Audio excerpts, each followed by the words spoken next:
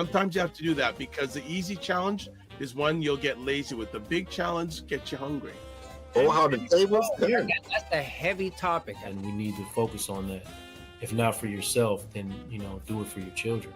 Black book is in his Hey, Black book. Men Talk, Black Book. What is up, everybody? It's Dr. Vibe here, host and producer of the award-winning Dr. Vibe show, the home of Epic Conversations, and I'm the host of Epic Conversations, 2018 Innovation Award winner, 2020 Best Podcast News Award winner given out by the Canadian Ethnic Media Association.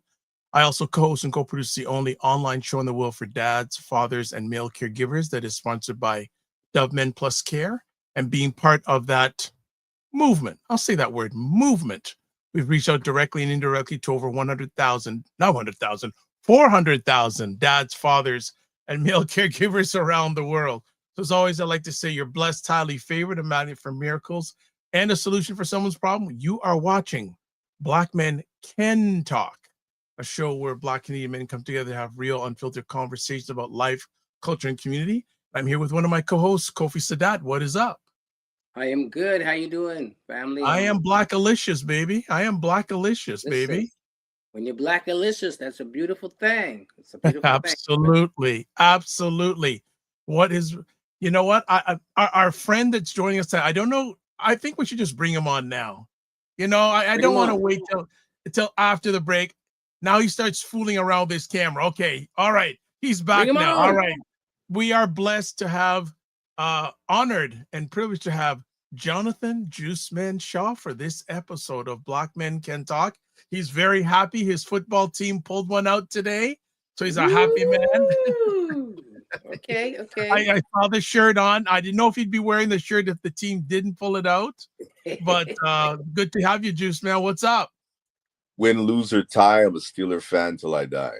Wear it anytime. That is true. What? Does not matter. Listen, you're a dedicated fan. You're dedicated, man. Through all these years, all the tears.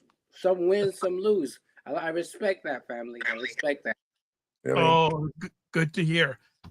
Juiceman, why don't you introduce yourself to the audience? So we know a lot about you, but they might not know about you. So give us 60 to 90 seconds about you. I'll take like 15. Okay. Creative direct. I used to be the creative director for 2 radio stations here in Toronto. I'm the current voice for Gatorade, the drink. Okay. I'm a father. I'm a Black entrepreneur. I am a Black man. That's probably all the time I need, and that probably gives you as much as you need to know about myself. All right. Ashay. Beautiful, man. One of the things we like to do at the beginning of every one of our conversations is a win, celebrating a win that you've had. So what is a win, big or small, that you've recently had? Dealing with a company that took forever to pay me. That's probably the biggest win, where you feel they paid you since our conversation. Yeah, they finally did. Yes, finally did. Yeah, finally did. It's been since July, but I finally got it. And what's funny is it's like a freight train. The money comes into your account and goes right back out. Immediately, because you've been waiting for it since July, right? So all the things that you were supposed to do with it back in July now have to, you put money other places, so now you got to pay that money back.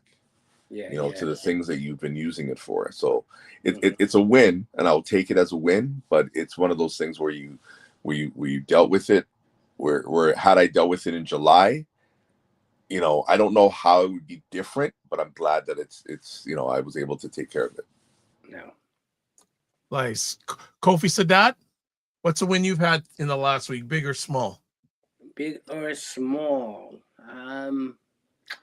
It's been such a busy week, to be honest with you. But just because, the life work that I love is today I part of my rights process that I do with young black boys, just to be in their company today, and just to see them, but to hear their wisdom. Sometimes you sit back and I'm like, man, if I was if I was on it or having these conversations at age 12, 13, 15, 16, how much further I'd be. But sometimes I just love hearing their voices, whether we're having, serious discussion or they're joking with each other. But yeah, that's a win, just to be in their presence, and to be honored that, they're looking to us as black men, for that lived wisdom or that lived experience. But that's my win, being in their presence this week. I totally enjoyed that. So what about yourself, my brother? What's your win for the week? Well, okay, it was going to be a loss, but it turned out to be a win. So I went, okay, I'll name the place, even though they don't sponsor us. I went to Costco, it was on Thursday, and I had to get some things right quick. It was in the morning, so it wasn't too busy. Right. So what I did is I had a list and it was on my phone. So I put the phone in the, when you have a grocery cart, they have that smaller part they can fold, collapse, which Costco's doesn't. Okay. So right around, no problem. Check out. Then I had another stop to make. And in my car, it tells you when the Bluetooth on the phone is on. Right. I'm going, oh, the Bluetooth ain't on. Okay. Where's my phone? And I'm going, okay. So here I'm going and boogie back, like almost breaking speed limits, but hey, they're not tracking that anymore. I'm going, OMG, like, what are the odds that I'm gonna get this phone back? Like, it's Costco and all that. So get back to the parking lot, go right beside where I put my grocery cart, and there were a whole pile of them there. And there was, I guess, one of the workers that said, like, did you see a phone? And he says, oh, you mean the one that's right in there? I go, amen. Yeah. That's a big win, family. Like no one, I guess it was so cold that people didn't take carts. They wanted to get close to the door to take carts because there's a whole pile of carts packed in. So no one to take any carts from there. I went, that was a win, because me have enough contacts in that phone. And they just told me, you know what? I'm gonna need to download them and put them on, because if I ever do lose my phone, back up your phone. Yes. Back it up. So I'm gonna be. That's my Christmas gift to myself. Yeah. All right. Nope. Backing up my phone, because I'm not as popular as you two, but I got enough contact information in that phone. Listen, that if I lost it, I'm naked. Like but I also back up a lot of stuff online too. But that was a win. That was a win. Love it.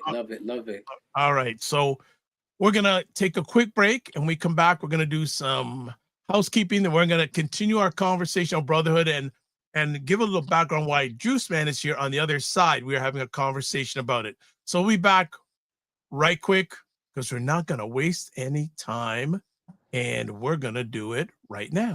Check out Primetime Saturdays at 5 p.m. Eastern with Aisha K. Staggers and Laura Lalaki, where they try to make sense of the nonsense going on in American politics and culture.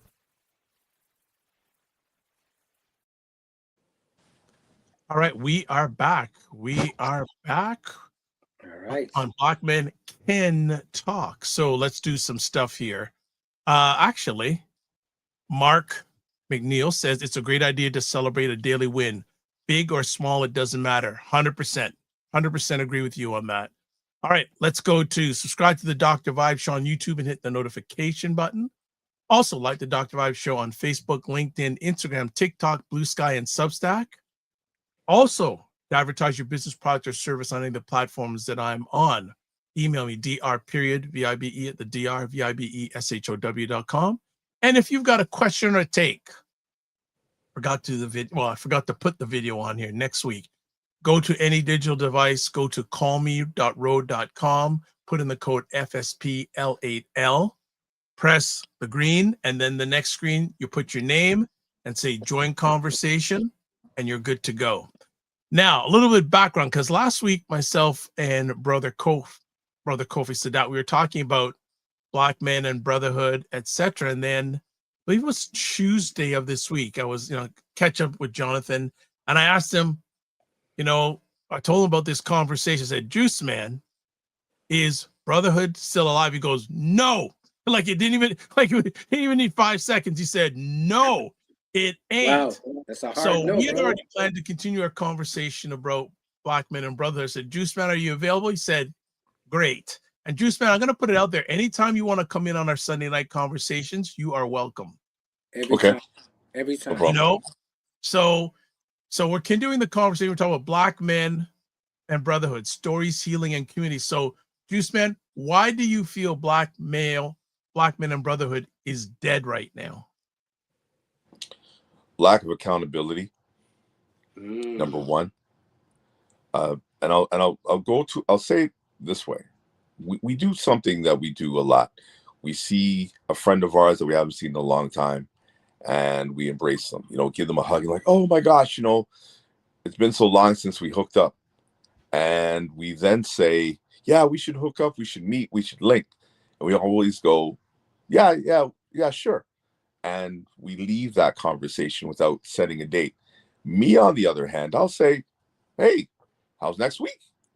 Yeah. Well, yeah, I gotta look at what I'm doing next week. Yeah, for sure. Strike one. Right? Okay. But the time that we can make time for each other, and I put it on my Facebook this week, is we make time for each other at their viewing. Where you can't touch, hold, smell that person, and we say stuff like, oh, that would, we gave that person a royal send-off. To where? Dirt? The fire? Yeah. Like what? Like you know what I mean? A royal send-off to me would be like a friend of ours is going to Africa. Or going to continental Africa, and we're gonna have a party for that person. And when they reach like Ghana or Nigeria or some or someplace, right, we're then saying we gave that person a royal send off, and we're also welcoming that person back. That is a royal send off to me. But waiting till a person passes away to make time for that person, or sometimes we don't even do that. Sometimes we just wait for the YouTube link or the Zoom link so we can watch the funeral online. That's the time we make time for people, right? Or somebody asks us, hey, come by. I just renovated my basement. I did something. I have a garden now. Come on over. Yeah, well, when the weather gets better. Or in the summertime, it's like, it's summertime, the kids have this, whatever. There's 365 and a quarter days every single year. And you can't set aside 3-4 hours to meet with somebody. Brotherhood's been dead for a long time. Yeah. It has been dead. And it will remain dead as long as we, number one, show no accountability. As long as we don't have anybody in our life that pushes us to be better, to hold us to the things that we say, And another thing too, why brotherhood is dead, right, is we don't want to be told anything. We fight with everybody who calls us out for the foolishness that we do. So how can you have a form of brotherhood when you don't want somebody around you also holding you accountable? I could go on, but let's just start with there. No, it's a great perspective. Like you're saying, in terms of, I think there's another point to it around, or I can ask you what you think about this is, are brothers comfortable around each other? right? Because sometimes there's a reluctance to have that one-to-one conversation, to have that interaction, that follows through, like you said, that you're being intentional and saying, hey, let's meet next week, let's meet next month. But it seems like there's an avoidance to actually say, yeah, let's do that, right? So you think there's some piece around brothers not being comfortable for whatever reason around other brothers? I don't think that's it. It's just a matter of sometimes we're victims of habit. And as we age, we're not willing to try new things. And so I had a conversation with somebody recently, and we talked about a couple of things. So I DJ. So I'm DJing, a couple of days every month. And I wish it was a little bit more. But for example, I do more free events now than I ever have at any time in my life. And the free events that I do aren't necessarily club events, party events. So people who say to me, oh, well, I'm sick of clubs. I did that, whatever. I'm like, okay, well, you know what? I do ice skating. Where I was doing today. I was outside 1 to 3 today. Friday, I did it from 7 to 9. But I find that the question I get asked most when I'm doing something is, when is the next time? Who said there's going to be a next time? True. Who said that I really want to be outside in the cold weather, freezing, whatever. I want the warmth of your love and affection and attention today. Who said I'm being promised tomorrow, next week? True. I also do health events where we do diabetes testing, prostate screening, right, blood pressure checks, all these different things that and we do them 3-4 times a year. And again, put the information out there. And from the guys that I know, I see maybe 3 or 4 of them, 3 or 4 guys. And I know a lot of people, which is a good thing at times and a bad thing at times. Yeah. But I don't want to see guys come down with the same thing that we're screening for 3 months later that you chose not to come out and check. Right. And again, guys, love to say, hey, let's come out to this financial seminar. Well, hey, you could have $1 million, but if you don't have health, you got nothing. So these are just a couple of things that I do now, which I think is funny, is now, let's say New Year's Eve comes up and I'm doing the Pan Pacific. I could say to somebody, hey, the tickets are $60 right now. Right. They're going to wait. Now the $60 tickets go by and now they're $70. And now they ask around and, everybody waiting to the last minute. Hey, what are you doing? What are you doing? What are you doing? What are you doing for New Year's? What are you doing for New Year's? Maybe 3 days before New Year's or New Year's Day or Caravana or whatever is happening. That is when they're choosing to now, run and decide what they want to do. And that's when they're ringing off my phone to do something. By that time, I'm not even thinking about selling tickets no more. I'm thinking about the event. I'm thinking about the other things that I have to deal with. But yeah, you're going to always reach back to your friends, whatever the case may be, blah, blah, blah. Right. But your energy is now different because before we had time to plan something, we could have all got together and had a drink up in the room. We could have, met earlier that day, but it becomes a rush or a blur. Right. I mean, during the pandemic, which I think was funny, I saw more people at a time when they could kill me than I really do now. Wow. To be honest, on a one-to-one level.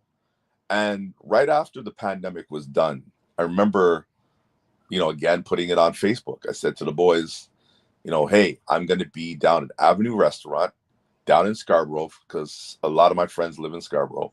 Big up. They didn't have to come up in Brampton. Yeah. I put it out there and I said, hey guys, let's just all get together and let's have some food and let's get together, because we spent 777 days in lockdown. Yeah. And again, when's the next one? When's the next one? And I said to myself, you know what? I guess it must be me. I guess people just don't want to hang out with me. So I'm like, okay. And that's it. Yeah. Or I'll put something out there that I'm voicing commercials, and people say, hey, I'd love to learn how to do it. I said, okay, well, cool. Here's my number. Here is my address. Come true. Well, that was 34 days ago. Nobody. Yeah. So I'm like, you know what? When you asked me that question, Dr. Vibe, I was like, Brotherhood's been dead for a long time. Like, people just don't know it.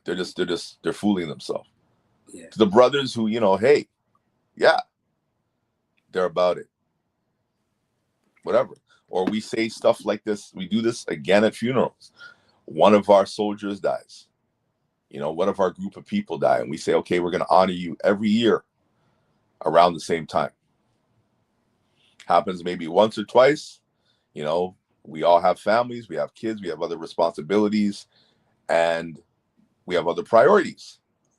And the value that we put on these type of things of getting together, we don't do. I can't speak for anybody else. I'm just speaking from the experience that I've had. If anybody else is different, say la vie. But I've given you more than enough, and there's a lot more. I wish it would change.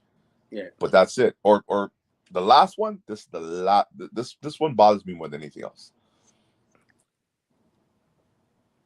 A lot of men now are becoming more open and transparent about their mental health. And sometimes they'll put out there, hey, I'm not okay. And people say, hey, you could have called me. You could have called me. Okay. What's one of the first things that we do to people now when they're calling through? We don't even take the call. We just put on our phone the predetermined things such as, I can't talk, I'll call you back. We don't even click over to say, hey, are you good? Hey man, I'm in the middle of something, but I'm just checking, are you good? Yeah. Okay, cool. And click over. We just hit, I can't talk, or I'll call you back. Right. And we don't give that person the opportunity to say anything to us. And we just go about our life. So imagine somebody's crashing out, or somebody's or you're the lifeline to that person. They decided they were having a bad day. And you are the person who they reached out to as their last hope to somebody, for them to be seen. And you yourself are not present for that person. A friend of mine, God rest his soul, Ease, said something that I'll never forget. Your absence speaks louder than your presence.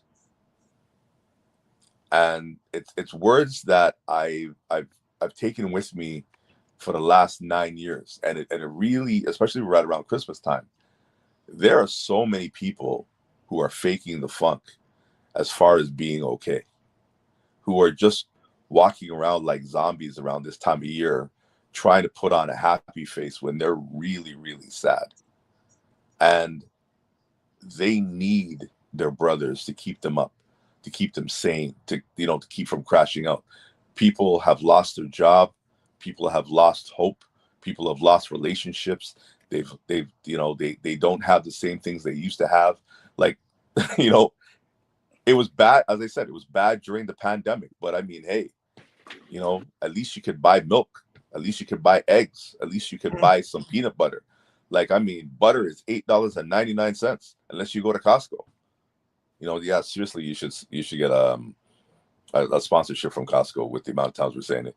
But the realities of it is sometimes you walk in a grocery store and you're looking at the price of chicken and you're like,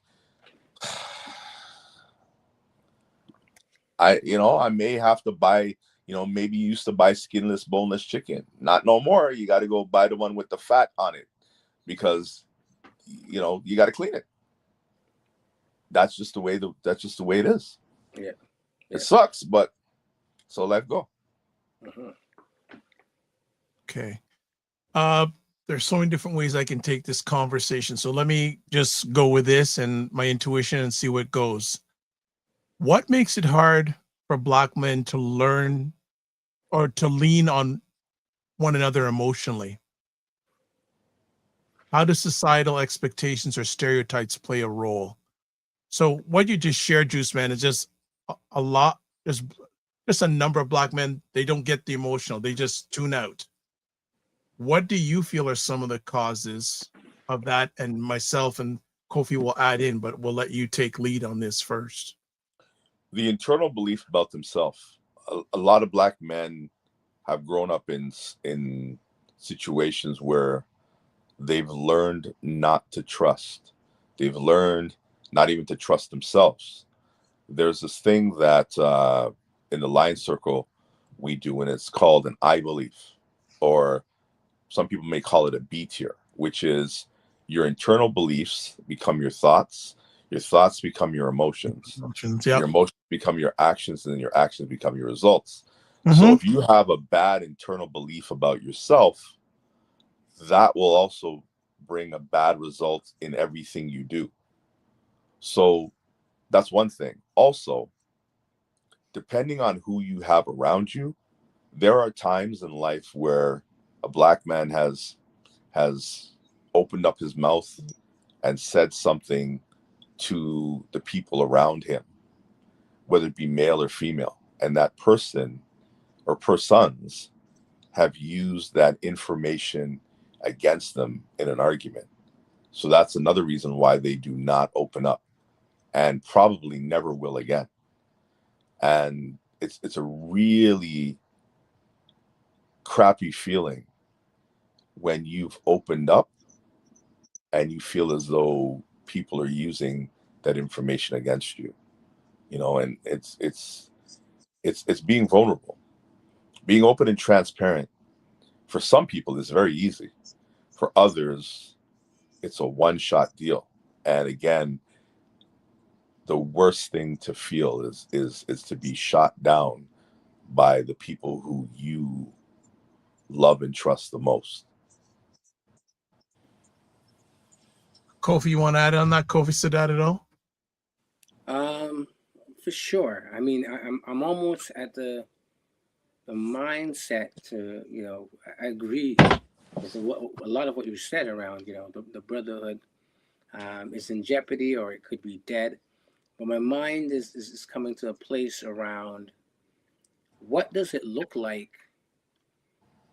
for brothers to be emotionally vulnerable, to demonstrate what that looks like to each other. What would that look like? Because we understand, like you said, agree. Like if you put yourself out there and people are using that against you, but what would the positive environment look like if brothers were able to, be vulnerable emotionally to each other? What could that look like? Okay. Can I jump in? Or I have permission to jump in just for a second? Yeah. So let's all three of us. How many Black men do we know that really know what vulnerability is even all about? Because and nothing against, I hear this word all the time. Yeah. But do many Black men even know what that means, or even does it? That I hear that one word, and when I hear one word like that, I think sometimes it has to be broken down. How could I say? Another explanation of what like I like to say, just be open. Right. If you can be open. Mm-hmm. So I just wanted to jump in there. Juiceman, you can certainly come in, no problem. I will say it this way. When a black man has found peace, when a black man has found or been built back up by other black men, which again is very rare, then like for me and my circles, I know a lot of black men who show vulnerability, who are open and transparent. Right.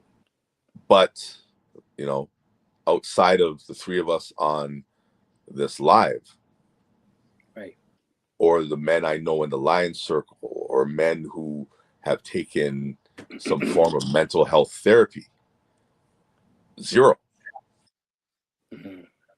You know, and even some of the men that I spoke of, there is a part of them that still remains guarded, because again, everything is still a process. Yeah. They may be very open and vulnerable in certain aspects of their life, and then and other things are like, nah, I'm not ever talking about that. Yeah.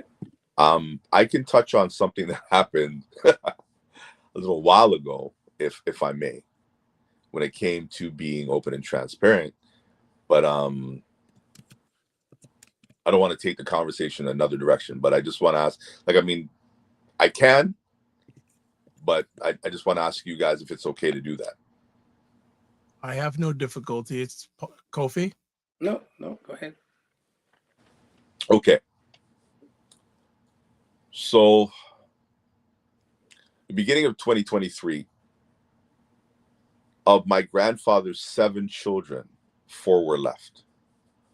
Mm-hmm. By the end of 2023, there was only 2 members left. My aunt, who is now 91, and my other aunt, the baby, who I believe now is 82 years old. And I spoke to the younger of the 2 the other day, and it was about some things that I was carrying, some things that I was holding in. And we spoke for a while, and we had about an hour and a half conversation, just talking about the family and talking about the way in which people perceive things. Now, because of my family dynamic, the 2 last sisters do not talk to one another at all. And they're as I said, the last remaining 2 children of 7. Right? My dad is gone. My other uncles and aunties are gone. It's just the 2 of them. And even worse, one lives here in Scarborough and the other one lives in Florida. So they only come up once a year. And the last time they were, let's call it, somewhat together in the same city, they chose, which I thought was really stupid, is the one who was turning at that time 90. She got wind that her sister was coming up around the time of her birthday, and did not invite her to her 90th birthday party. Ouch. And moved the date of her birthday party to the week after. Mm-hmm. And then my aunt, who was coming basically the week of the 90-year-old's birthday party, she decided to have a party on her sister's birthday and not invite her sister. Like, it's just stupidness, right? So when I brought these conversations up and tried to mend fences and try to talk about, talking about my own mental health with the family, talking about my own issues with certain things in the family, it was perceived as me calling certain members of the family out. But it was more an aspect of me just shining a light on certain things that cause us to not be a close-knit family. Mm-hmm. Okay. So I thought I had a great conversation, was talking to my fiance about it and said, hey, I think I finally broke through to my auntie. only to get a phone call from one of my cousins the next day going, Jonathan, I'm so sorry. I go, what are you talking about? Oh man, I can't believe my mom, man. She just, whatever. I go, what are you talking about? She said, you didn't see it? I go, what are you talking about? So what had happened was the same auntie that I was speaking to left a voice note in our family group chat, to which was 1 hour and 47 minutes long. Wow. To which was a conversation between her and another one of her daughters, the one who lives in Florida. Right. And in which she spoke about her feelings towards myself. And the feelings towards myself were not good. And it was basically based on things that were said in that conversation. And hours had went by where members, I guess, were discussing what was said, and the comments were still left there for me even to hear. So it's like, I don't know if they spoke to her about it, but it's like you could see that they had said something and erased whatever they said in the WhatsApp chat. And now I finally heard it. And when I commented, I basically said, the hardest thing in life is to know. Thank you for your honesty. And I basically left the group. And my cousins called me after that. A couple of them called me to say, hey, sorry for what happened and blah, blah, blah, blah. And I was like, thank you, but no thank you.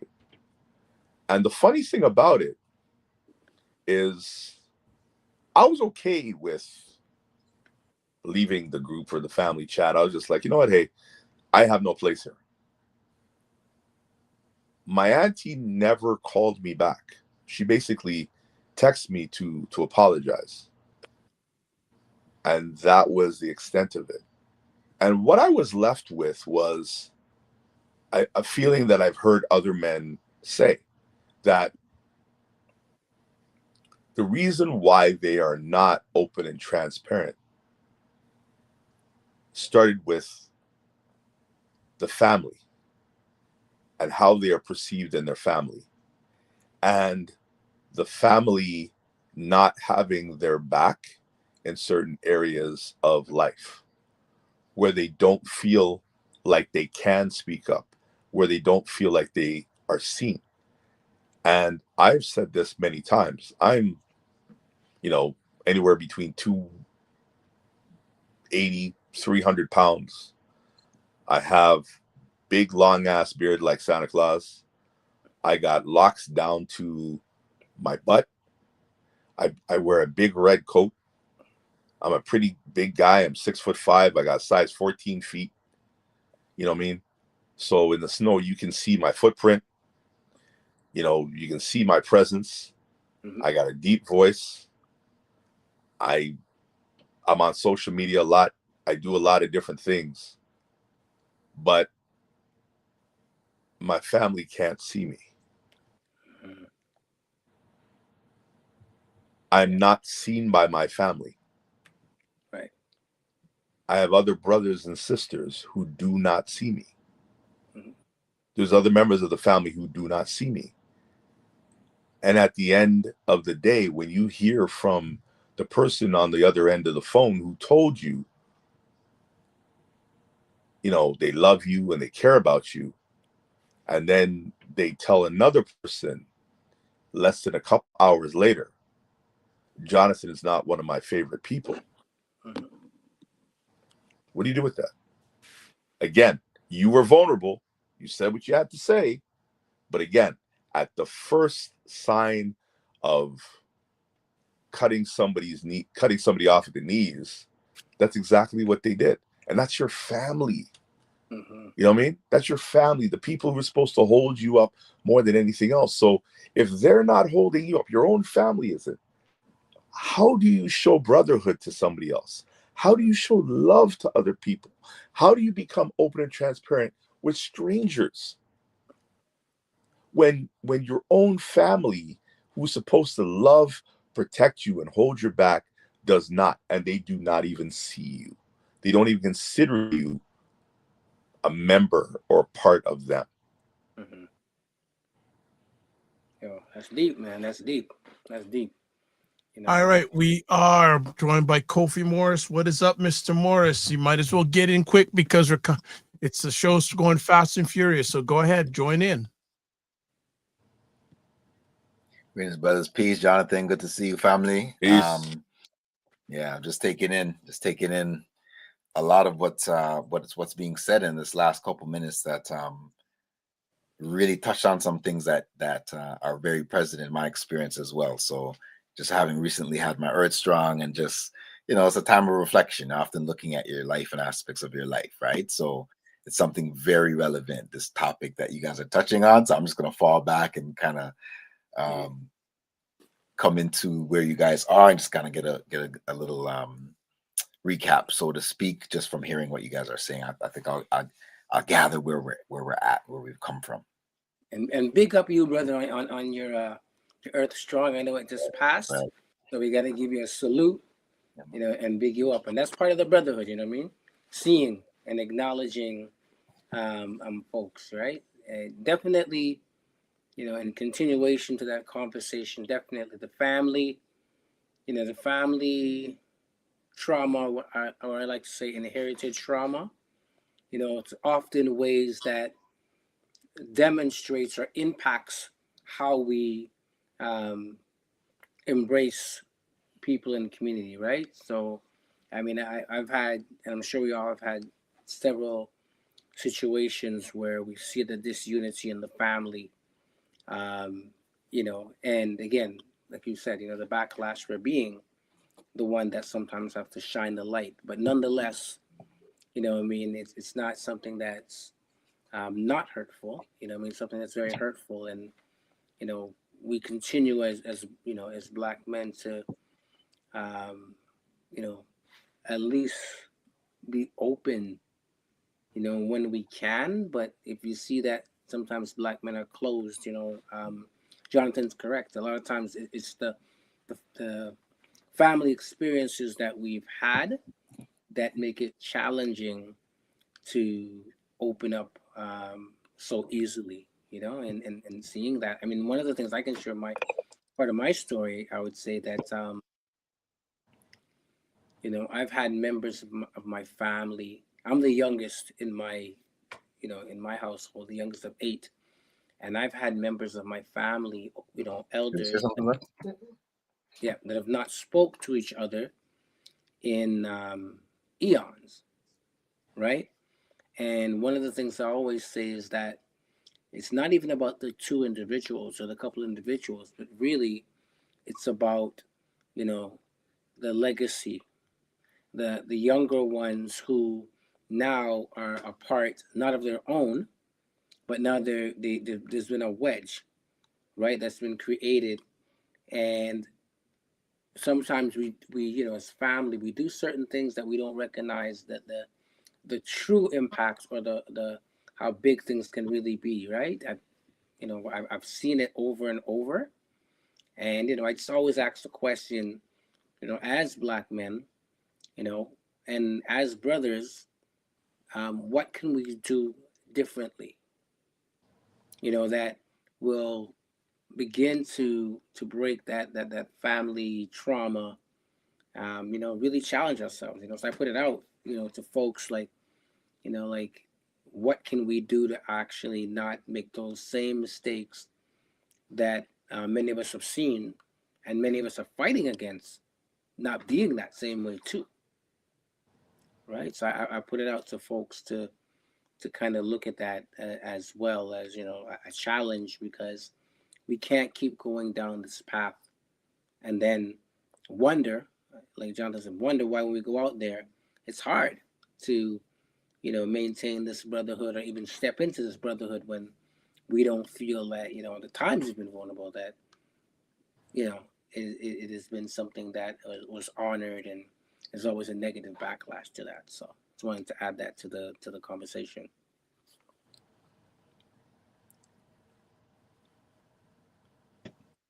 And I'll put this out there for you guys, everybody. No, what does reimagining brotherhood look like? Go ahead. Just before we go further, Black Sun Comics says, I just tuned in. Really deep conversation. Coach Gavin says, appreciate the openness, though painful for you, John. Black Sun Comics also says, thanks for sharing. I think a lot of folks can relate to situations like this. Right. I would say, again, it's got to be, if you have it in you, lead with love. But again, not everyone has love in them, right? Ooh. So I guess the question is, how do the steps go forward when that person, that Black man at that time, doesn't have the gas in his tank to have a brotherhood presence? Can I stop you on that one there? Because you kind of triggered me with what you just said. I did on purpose. Can I jump on that one? I did that intentionally. Okay, so again, I'm going to take things not the where you want to take them or where people think I would take them. So I've heard this for a while, where they say that Black men don't know how to love, and that is some real bullshit, as far as I'm concerned. We know how to love. Can I politely interrupt? Do you hear that from Black men, Black women, or both, or others? I hear it from both. Okay. I hear from both. And where I'm going to say this is that number one, brothers know how to love. We definitely know how to love, right? But we don't know how to love in the way that said person wants to receive that love. We know how to love a car. We know how to love money. We know how to love our job. We know how to love things. We know how to love the feeling of getting a girl. You know what I mean? That girl that you see at a party or whatever, or, whatever. There's guys who just love getting women, and they hold on to them like hockey cards. They know that feeling. But they don't know how to love their daughter. They don't know how to love their son. They don't know how to love the woman who birthed those children, whether they're with her or not, in a way that she would be comfortable with. And the worst part about it is they're not willing to learn. It's a stubbornness on the aspects of learning. And it goes back to an aspect of vulnerability. I was told by a person that my father, who is now deceased, doesn't know how to love. And this is exactly what I said. He knows how to love. Of course he knows how to love. He just doesn't know how to love me in the way that I would like him to. And I wish that he would, while he was alive, listen to what I had said on what I expected of him. And what I expected of him was not much. He just did not want to do it because, again, it goes back to the whole aspect of being accountable, being vulnerable. And I think the most important part about it, being transparent. And in a lot of cases, there's this aspect of being hard that Black men have had to carry for a very long time. So when it comes to the aspect of brotherhood, Kofi and I are both Lions Circle men. I know when I first joined the Lions Circle, and I'd see guys walk into a meeting and guys were hugging dudes. I'm like, what type of foolishness is this? Because hugging was not something that was anything in my family that we practiced. The aspect of two-arm hug, like hug in front where a guy is right in front of you and you're hugging a guy like he's your kid. Nah, I wasn't about that. But now I understand how important it is. And sometimes, you know, the beginning of knowledge is understanding. And I didn't understand how important it is to hold another brother up in the sense of showing that person love, you know, because as we get older, we move away from some of the things that we really need for the other parts of our life, such as, it sounds really dumb when I think about it, but a barbershop. A barbershop for Black men is probably the only place where they feel safe, where you can talk about things, even foolishness. You can sit there and have reasoning sessions with other men that you don't know. And I think because you're at a barbershop where you don't know people, you're allowed to be a little bit more open because there's nobody there judging you. So you can have a conversation. I remember some of the most classic conversations, you know, that happen in barbershops is who is the best boxer? Who, you know, who is the best kung fu artist? You know, guys would talk about a girl that they met and say, how do I get this girl? Or situations where, you know, they're having issues at home. And sometimes guys would actually help that person. But that 1970s, 1980s sort of barbershop mentality where Black men could get together because that was the only place we could get together, those things are gone. We have other places now where guys can morph into different things or clubs or whatever. We don't have the same experiences as we did when we were kids, you know, and our mind, you know, we think the 1990s was 10 years ago, when in essence it was 30 years ago, because that's just the way we're conditioned. But these places, these safe spaces for men are few and far between. And when we say the word love has many different meanings. But I think the whole aspect of love or loving oneself, I think when we look at the aspect of brotherhood, we really gotta peel the layers off the onion and ask Black men in particular, do you love what you see in the mirror? Or are you still a work in progress? It's a big question. It's a big question, brother. Thank you for peeling back like many of the layers of this piece. I think that I put something in the chat with regards to an idea for a future show around an evolution of love for Black men, because I feel like there's many different aspects of what you've touched on. I wanted to kind of throw a couple things out there, if you guys don't mind. Being a man who deals in sound and music and knowing how these things act as a role in our lives as Black men, as Black people, you know, period, right, in our culture. I'm wondering how you see, you know, your relationship to music and its connection to our culture, as how these things can actually create a form of, or let's say evolve the brotherhood, as it were. Because one of the things we connect with as brothers is music, right? Sound, vibration. It brings us into a certain space. It creates a certain level of cohesion, regardless of where you're coming from, right? Parts of the island, parts of the continent, parts of the world. This thing called music is a universal language that brings us together. So I'm wondering how you see, you know, how music as a tool can be used to enhance our brotherhood as brothers. You asking me that question? Yes, sir. Okay.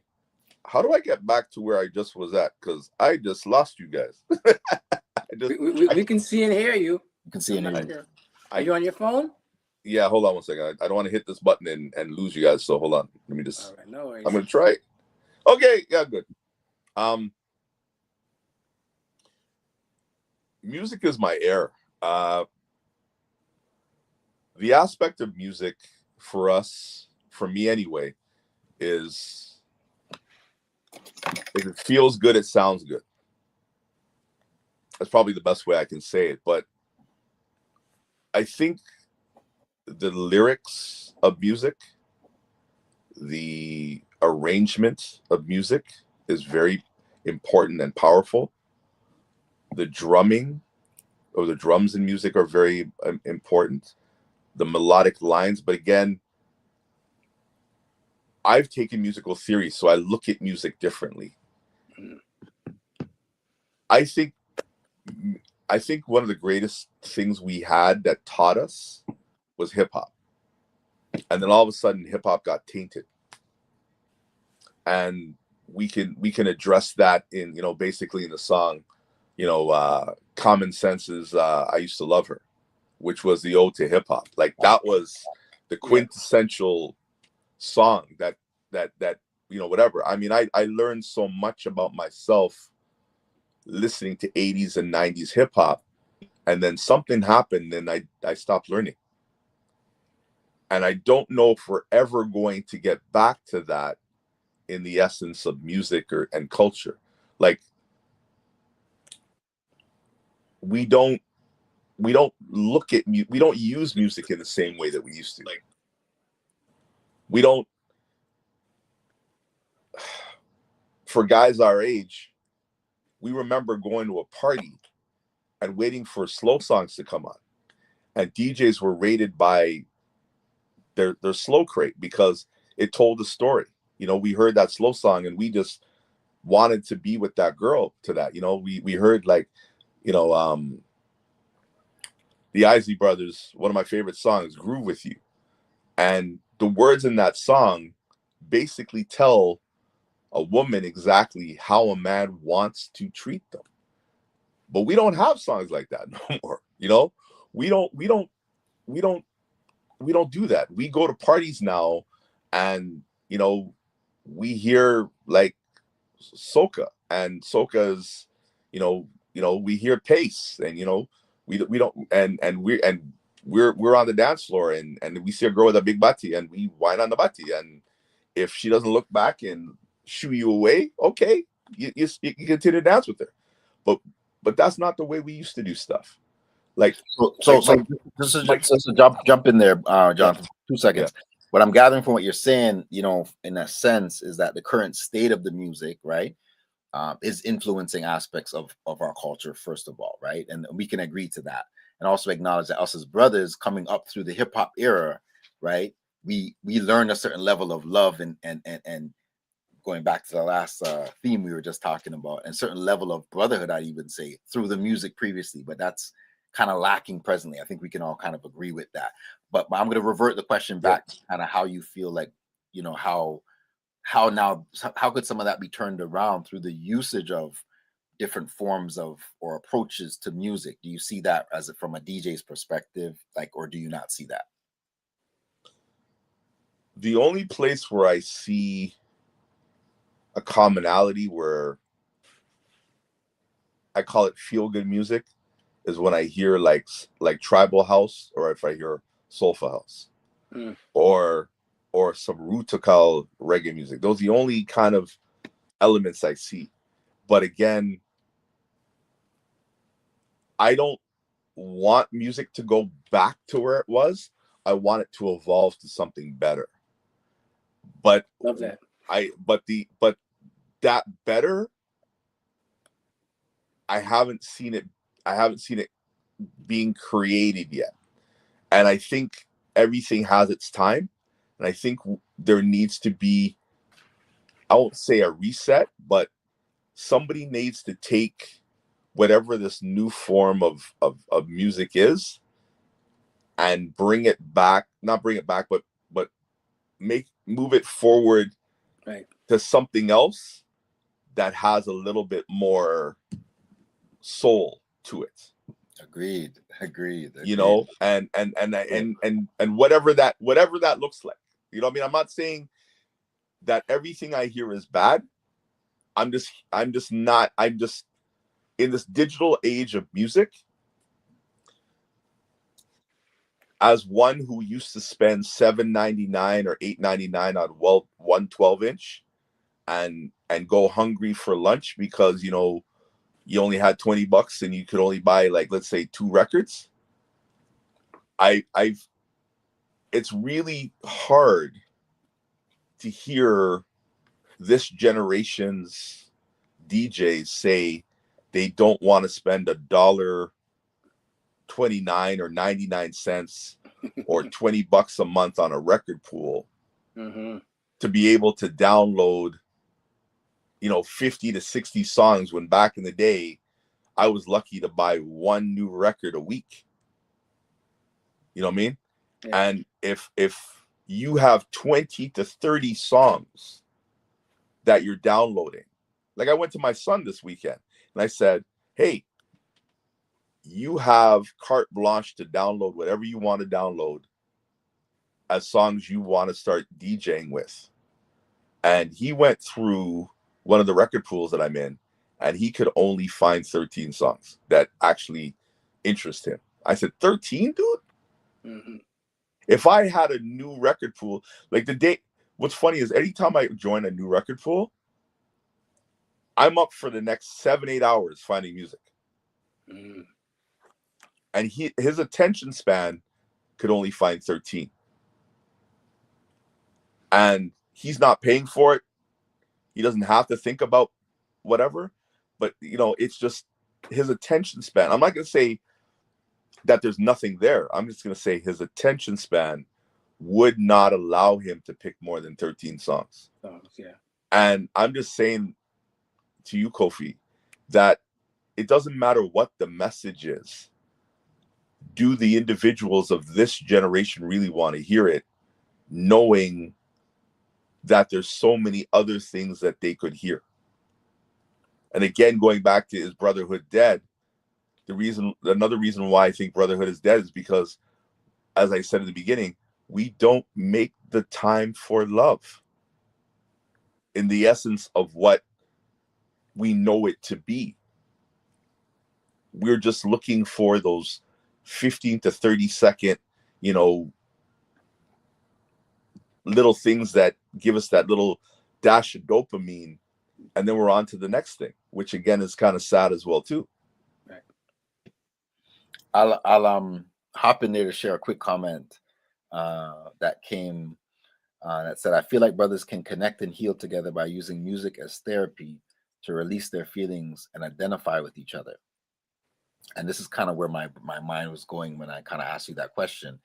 And I think I've seen many things from that space, having come up with other brothers who are on the same journey relative to rhyming, and actually connecting with a brother of mine who I'm still brothers with today, that we were beefing. We were coming from 2 different crews at the time. We were beefing, and music brought us together in a religion class. We ended up in the same religion class in high school, and we ended up finding, oh, you rhyme, and literally hip hop, rap, specifically us rapping, brought us together, and we ended up being an ill duo and actually bringing together 2 different crews as a result of music.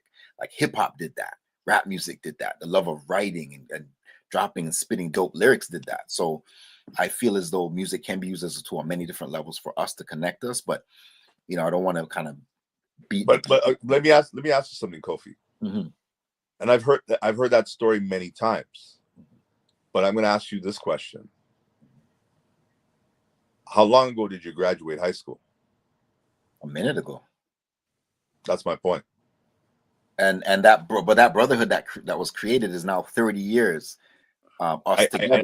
I get that. On a project. We're working on a project now together. So it's like that seed that was planted 20, 30 years ago that was specific to this art form called hip hop has connected us and kept us together to the point we're working on projects 30 years later. We have children, we have families, we've connected to various communities and actually connected, and all that happened and still kind of happens through this thing called hip hop, through the culture of Black music. It's actually what's maintained our brotherhood in a lot of ways. So I guess that's where I'm coming from. But again, understood. But let me go a little bit deeper with what I mean. Mm-hmm. I joined an organization called QSAT. PASC. Pan-African Students Collective. And what they did was they sent out, it literally was a phone call, it was a message to all the college university presidents, vice presidents of that era back in 1990. That's how I met a lot of cool brothers in the city. However, if that same message went out in 2025, it would be by email, it'd be by text, it'd be by WhatsApp, maybe be by Facebook or whatever social media. And that's a disconnect right there is what you're referring to. And if I were to pick up that message or see it, I would look at it, I'd say, okay, oh, wicked, something's going on. I put down my phone and something else would attract my attention. And that message would be left right there. And that's the thing that I'm finding that is happening right now, is the time that we take to do things that are, like, again, as you said, I have those relationships with people, you know, that I've known for 30 years. We do work on projects, we do things, but it's not as much as we used to because we have other things that we're doing. And yes, we have these brotherhoods with people who, you know, we've known for 30 years, and we connect over certain things, whether it be reason, season, or lifetime. But how do you connect with another person who's not that person in a brotherhood who likes the same things as you guys do, but is not seeing the message because they just haven't seen the message? You know what I mean? Not that the message isn't good. My response to that, my response to that is like, is this old adage now that's come up, which is like your vibe attracts your tribe, right? And I think that there's some people that are on the vibe that you're on, and as a result, you come together and you build and you can create things. And whether that's through fatherhood, like myself and Paul linked up on a level through community, through aspects of African culture, Pan-Africanism, all of that, but had sons that had a daughter and a son that was the same age. So we connected doing play dates. You know what I'm saying? That was our connection. And that we connected with other brothers who were also fathers. And all of a sudden there is this like collective of brothers that just came together. Brother Rama, people that we just came together and broke bread together and just like raised our children together, right? So to me, what I think is those aspects of brotherhood, I agree with you. Digital media, all these things kind of separate us in various priorities. But what I think is that the people that are on the same vibe, you attract the people that are on that vibe. And I think a lot of the energy that we spend now, one thing I would agree with where you're going is that a lot of time we spend now is in spaces that doesn't necessarily always build and create for the benefit of our community. We're creating and benefiting for the powers that be. We're creating and benefiting for, you know, who else, right? Whatever else is out there for sustainability, sometimes even financially, when really we should be doing things more consistently relative to brotherhood that we can create that can make us transition out of the matrix in a lot of ways, right? But we don't. You're right. There's something missing that's challenging that.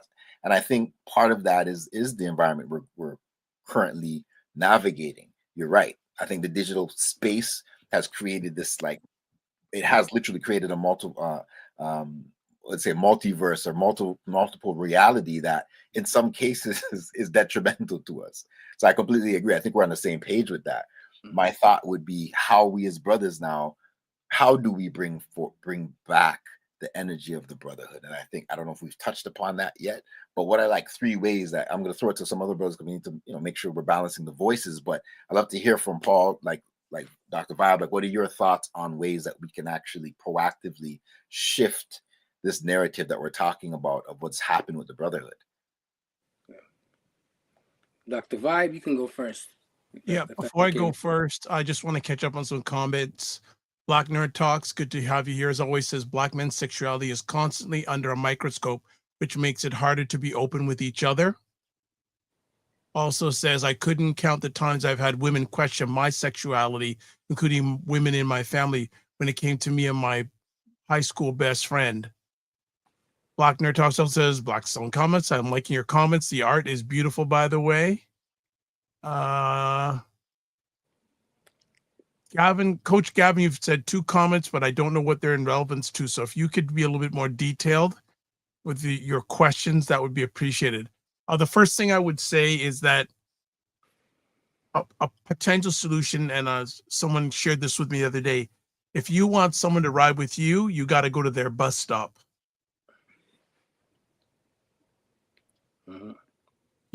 Right? We got to go to their bus stop. So and we are all doing it our own way, and we've been doing it for a long time. We just have to encourage others, no matter what age they are, that get to other people's bus stop. Yeah. That's what I'll add off the top of my alleged mind at the moment. Dr. Vibe, if I could jump in on that, and I'm going to say this.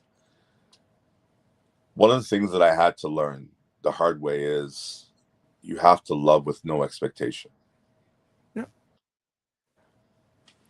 I love where I'm at mentally in my life now because I don't expect people to give back to me in the same way that I give back to them. I'm the type of individual who I get a lot of requests from people all the time. Jonathan, can you help me out? Do this. Jonathan, can you do this? Jonathan, can you do that? Jonathan, can you do whatever? And sometimes it's really taxing to give a lot. And then you would love to get that back, but you don't get it. But sometimes I have to look at it and say to myself, you know what? I'm going to give this much. I'm not going to give my all. I'm going to give my all to the things I'm going to give to, but I'm not going to give my all in the sense of leaving myself empty. Because that was the problem that I find that we do sometimes as men, is we give everything we got. And when we come home, we don't have enough. I learned this from, you know, the queens within our community. And that is, I have money for this. I have time for this. But I don't have time for that. Right? And sometimes people will turn to that person and say, well, I thought you said you didn't have time. You didn't have time for that. No. I have time for this. I have time for this, but I don't have time for that. That's my time. That's the time that I take for myself to replenish myself. And I think sometimes when it comes to the aspects of brotherhood, we're looking at people to give everything to a particular thing that they got. And sometimes they need to pull back a little bit and say, you know what? I need a couple hours to sleep. I don't want to burn myself doing all these different things because I'm no use to you or any of the brothers on this panel if I'm not 100%. You know what I mean? I want to give 100% of myself to the things that I've committed to, but I also have to leave a little bit in the tank to give myself 100% in the things that I need to do. I don't know if that makes any sense. Yeah, makes sense. Makes sense. Their comment here from Black Sin comments, short attention spans is a major challenge for the newer generations. Very much so. And I think a lot of it has to do with, unfortunately, with devices. Yep. I took my son's devices away just so that we would have balance, because I was starting to see this kind of, and I don't want to say this about my son, but I'm seeing, I'll use it more in the general aspects of children, where they get the dopamine from the devices, the instant gratification, the likes, whatever. and they can spend hours and hours and hours, if you let them, just scrolling, as opposed to doing a craft. You know, my son started asking me questions again when I took the devices away, where he started asking me questions about family. Like, Daddy, out of your 3 kids, who do you think is the most talented? Who do you think, you know, tries your patience the most? Who do you think does this? You know, and he's asking me these questions, not necessarily for me to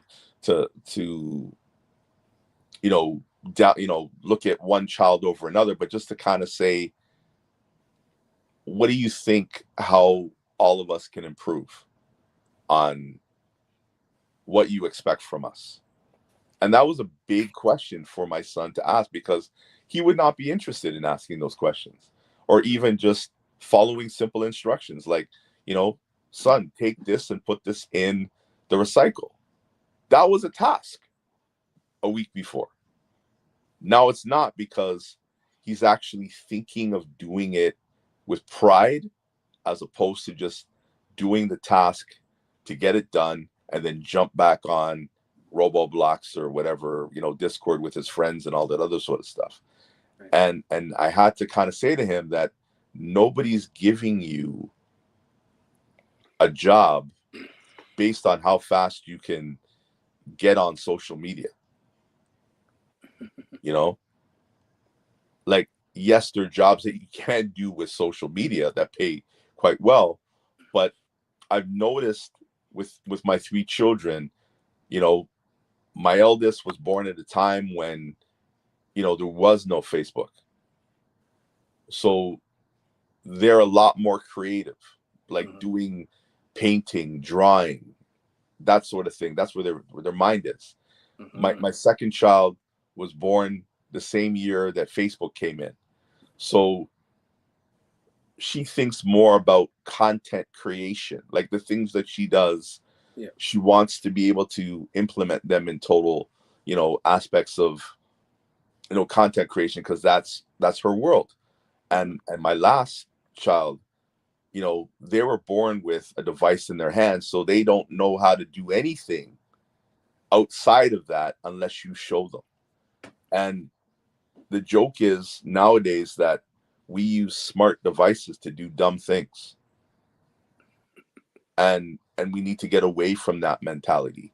Like my kids ask me questions, which is good, but they're not using their device to answer some of their questions in a way that would make sense. You know, they use the device for the task that they need it to do, but they don't go beyond that. They don't, you know, like when it came to our generation, for example, you know, we went down to Young Street to the reference library to find out information. They have a device in their hand that they just don't use. You know, Black History Month, you know, everybody says I'm blickety black every day of the week, but are you using that device to find out things about Black history that, you know, you've always wanted to know? You know, like I just found out something today that blew my mind, that J. Edgar Hoover was passing. I was like, what? I had no idea. So, Brother Jonathan, I'm gonna hop in there, brother. Just gonna, in essence of time, I'm gonna play Dr. Vibe's role today for a minute, just to say, you know, we have rounded the hour. There's a couple of quick things I wanted to throw out there, because we've gone over time, but it's blessed because, again, you know, conversations matter and Black men can talk. So we are. I want to see if you can just answer 3 questions with the shortest answer that you can. Okay. With a fire round. Brotherhood for me is love. My purpose as a Black man is to give back and teach. Healing to me means internally and external. The turning point in my journey as a man was when I had children. My one habit that changed my life forever is forgiveness. When I think about the future of our community, I feel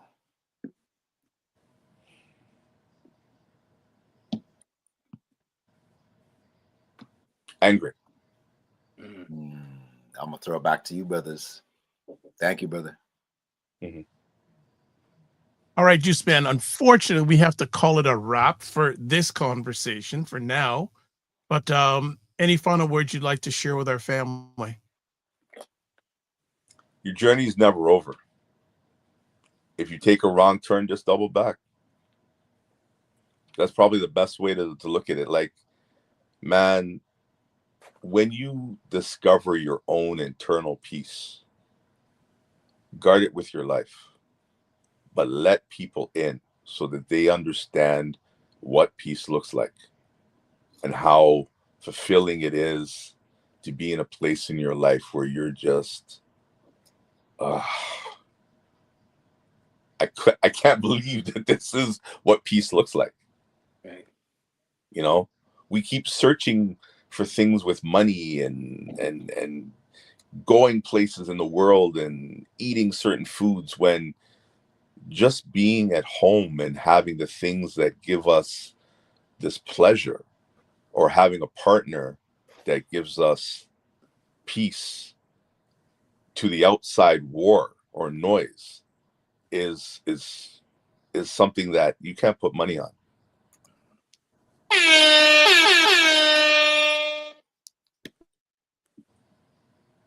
Okay. The reggae dance start? Are we ready for the reggae dance? Like, That was for you. Hey, listen. That was for you, brother. That's a reference for you. Listen, I almost started bogling right there and then. There you go. Dr. Bob, you want to round it off? Yeah, so thank you again, Juiceman. For those who want to get in contact with Juiceman, there's website, Facebook, Instagram, LinkedIn, TikTok. All at Jonathan, JONATHANO, the initial Shaw, SHAW. Info at Jonathan O. Shaw, and at Jonathan O. Shaw. You can find me on all the different platforms. It's all the same. And yeah, that's it. If you can't find me, just drop in Jonathan or Juiceman, and you should be able to find it at any time. Makes sense. If you want to get a hold of Mr. Sadat, let me just see if okay. There's all the different places: email, Instagram, YouTube, Facebook, Kofi Morris, email, the 2 Instagram handles, and Facebook with myself. One link, taplink.cc/the Dr. Vibe Show. And you can catch replays of this epic conversation at, I just had it here. Let me put it back. There we go. Okay, there we go. You can catch replays at the Dr. Vibe Show on YouTube, Facebook, and LinkedIn, and Paul Osbourne on Facebook. So how we will end it off, I think we got one more comment here. Coach Gavin says, thank you, gentlemen. Thank you right back. Very much so. So as always, live your life as a dream. If you can dream it, you can make it. Sometimes you have to get smaller, get stronger, block assumptions, aim bigger, aim better, aim higher, aim wider, love, faith, and respect. And if you're not making money, make history. Try to do both.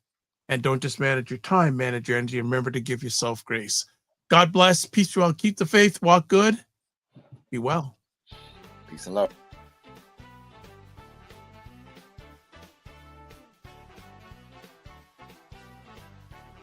Sometimes with our parents, they're like, I have nothing to teach you. I don't know nothing. My dad's at that point now. It says, That's my point. But I'm saying, no, Dad, you got lots more to give. You know how cold it is when these 2 brothers in their yard. You know that. You know that. You don't know that, bro. You know No that. joke. I know we all have these things, but you know what? My go-to is this thing. Wow. Black book. It's in Black book. Men Talk, Black Book.